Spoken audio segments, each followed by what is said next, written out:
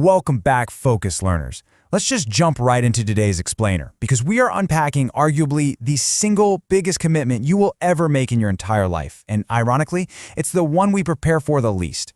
We're going to take a deep dive into a framework called MarryQ, which is all about bringing absolute, crystal clear clarity to that premarital stage. Think about it for a second. Why do we meticulously plan weddings but completely skip planning marriages? I mean, couples will literally spend hundreds of hours agonizing over seating charts just so Aunt Linda doesn't sit anywhere near Uncle Bob. They'll stress over the perfect catering menu, the venue, the flowers, the whole shebang. Yet they totally skip the difficult, structured conversations required to plan the actual marriage itself. It's wild. There's a quote that really hits the nail on the head here. It goes, "Marriage, arguably the most consequential interpersonal contract a person will ever enter, is most often approached without any structured prior reflection at all." That perfectly captures the gravity of what we're talking about today. Now, this lack of reflection, it's rarely a failure of love. You and your partner are absolutely capable of having these chats. Instead, it's just a massive gap in our cultural practices. We get a thorough financial check before signing a mortgage, right? A medical history check before a surgery, but almost nothing before a marriage. So here is our roadmap for this explainer. We're going to cover 1. The skipped conversations, 2. What is MarryQ, 3. The 3 core modules, 4. Grounded research and boundaries, 5. Built-in safeguarding architecture, and finally, 6. Clarity before commitment. All right, let's dive in. Section 1. The skipped conversations.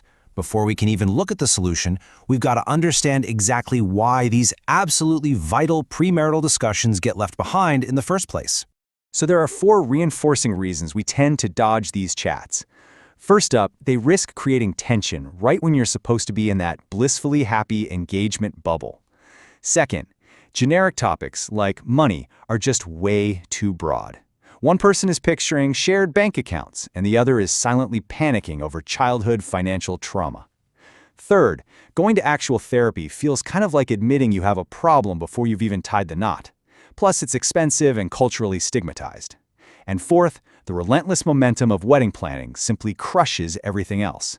Nobody wants to slow down that train once the deposits are paid. And that leads us to a really dangerous reality. The wedding overtakes the relationship.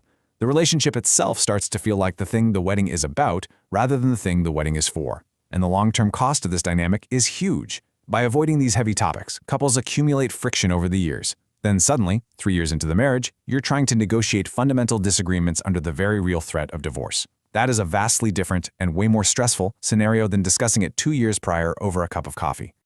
Moving on to Section 2. What is MarryQ?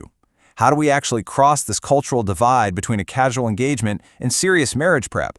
Well, MarryQ sits perfectly right in the middle of 2 extremes. On one side, you have those generic online quizzes. You know the ones. Basically just entertainment that you abandon by question 15, which then spit out pages of generic advice. On the other side, you've got clinical couples therapy, which is fantastic, sure, but highly expensive and comes with a pretty heavy intake process. MarryQ sits right there in the gap. It's a deliberate, solo exercise. It's way weightier than a BuzzFeed quiz, but infinitely more accessible than signing up for clinical therapy. So, the crucial takeaway here is this. MarryQ is a private, 20-minute, 75-question solo assessment. But I want to be incredibly clear about something. It does not predict your marital success. It's not going to score your compatibility or issue some final verdict. Instead, based on your honest answers, it generates a highly personalized report identifying the very specific conversations you actually need to have with your partner. Which brings us to Section 3, the 3 core modules. Let's look at the actual foundation of those 75 specific questions. The questionnaire is beautifully structured into 3 core domains, which is where relationship friction actually lives. Step 1 is values and life alignment. That's 30 questions on navigating decades together when it comes to money, kids, and lifestyle. Step 2 covers communication and conflict. These 25 questions really dig into how you actually talk to each other when things get hard. And step 3 is behavioral patterns and attachment. 20 questions looking at your underlying tendencies and how you show up in the relationship. What's fantastic here is that these questions are written in plain English. There's no confusing clinical jargon, but they absolutely require real, deep thought to answer. As they say, the 75 questions cover the territory without padding. They are sometimes uncomfortable, and they are designed to be. You're not going to find a gamified experience here. There are no daily streaks, no progress bars, no cute AI chatbot to talk to. Why? because leaning into the discomfort of these unpadded questions is the actual work. It's meant to feel like a serious tool for a seriously important moment in your life. Let's transition to Section 4, Grounded Research and Boundaries. Because any tool making claims about relationships absolutely must be transparent about its credibility. The modules here are rooted in true heavyweights of psychology. We're talking John Gottman's Sound Relationship House and his Four Horsemen concept, right alongside Bowlby and Ainsworth's attachment theory. So this is robust, replicated research, but MarryQ pairs this science with what they call honest framing, the specific AI-generated conversation prompts, which are powered by Anthropic's Claude, the descriptive bandings like strong foundation, and the inward-facing self-reflections. These are careful editorial craft and observation. They are not clinical science, and the creators are remarkably honest and upfront about that distinction.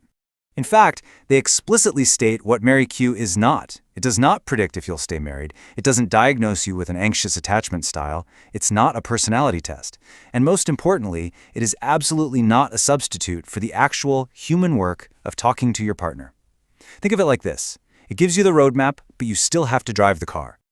Moving to Section 5, Built-in Safeguarding Architecture. Now, we've got to address a critical boundary condition here. What happens when the friction revealed in the questionnaire isn't just about simple compatibility, but is actually about safety? This is a really vital feature. Built directly into the behavioral module is a 7-question safeguarding cluster. Now, these questions aren't looking at attachment styles. They're explicitly designed to catch systemic relationship dangers. We're talking about surfacing patterns of control and abuse. If a user's enters point to coercion and control, like feeling isolated from friends, having decisions made for you, walking on eggshells, or being afraid to disagree, MarryQ triggers a 2-layered safety response.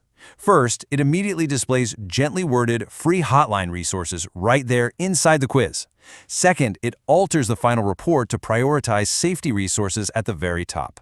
It doesn't pretend this is just a communication glitch that a good chat can fix. True control cannot be fixed by a compatibility tool, and this architecture ensures vulnerable users are pointed toward real professional help. Finally, Section 6, Clarity Before Commitment. So what is the practical result of this tool? For a one-time fee of £24.99, what do you actually get to keep? Well, you receive a beautifully dense printable PDF report that offers dual value. First, you get the outward-facing Conversations to Have section. It tells you exactly what to talk about, why it matters based on your specific answers, and, crucially, how to start the chat without causing a massive defensive standoff. Second, you get the inward-facing What Your Answers Reveal About You. This is essentially a private mirror for the individual. It gently observes your own communication patterns and learned coping styles. This part is explicitly meant for your eyes only to really deepen your own self-awareness before you ever even sit down with your partner. Ultimately, working through MarryQ is a form of what you might call slow looking. You uncover totally new angles on your relationship. Instead of just reading a generic advice book, you identify exactly which 5 to 8 conversations actually matter to you. You get to see your own patterns clearly, and you enter these massive pre-commitment discussions thoroughly prepared, with actual words for feelings that were probably pretty vague before. So who is this actually for? Well, MarryQ is for the reflective end of the population. It's for someone who is not in crisis, who approaches relationships thoughtfully, and who really wants clarity rather than a definitive verdict. It's for people who would much rather have the difficult conversation today than discover 3 years into a marriage that they desperately needed it. Which leaves us with this final provocative thought. As you look at your own relationship, or even the relationships of those around you, ask yourself, are you ready to have the conversations you've been avoiding? Because as we've explored today, structuring that reflection might just be the most important planning you ever do. Thanks for joining me on this explainer, focused learners. Keep exploring, and I'll catch you in the next one.